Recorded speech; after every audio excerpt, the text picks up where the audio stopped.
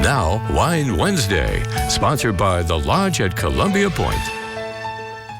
It is Wine Wednesday, and we return to a husband and wife team at Fortuity Cellars, who at last have a home base for their award-winning wine.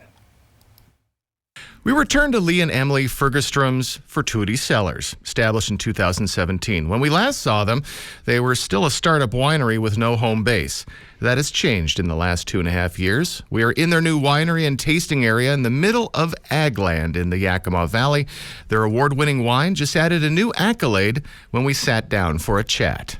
This is SIP Magazine. They do the best of the Northwest. They get over 1,200 submissions, and so we submitted a few wines, and our Merlot, our 2018 Merlot, got top platinum honors for the Merlot category. So we're really excited about it because we think Merlot in Washington is pretty spectacular. Sure, and there's quite a few examples of Merlot in the state. Absolutely, absolutely. So you know you're going to get great wine at Fortuity, and they now have the tasting room and winery to showcase that wine.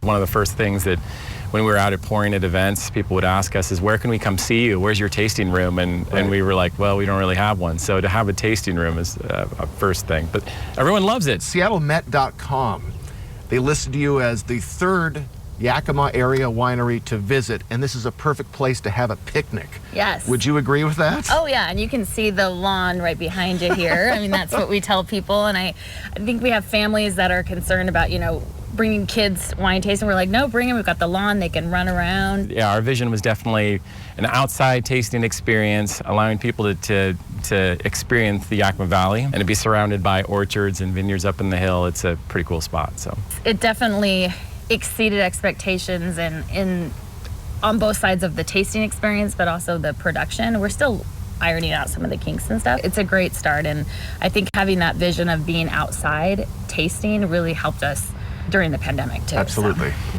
Next week, we'll see what they did when their grand opening was interrupted by the pandemic and how the community rallied around them.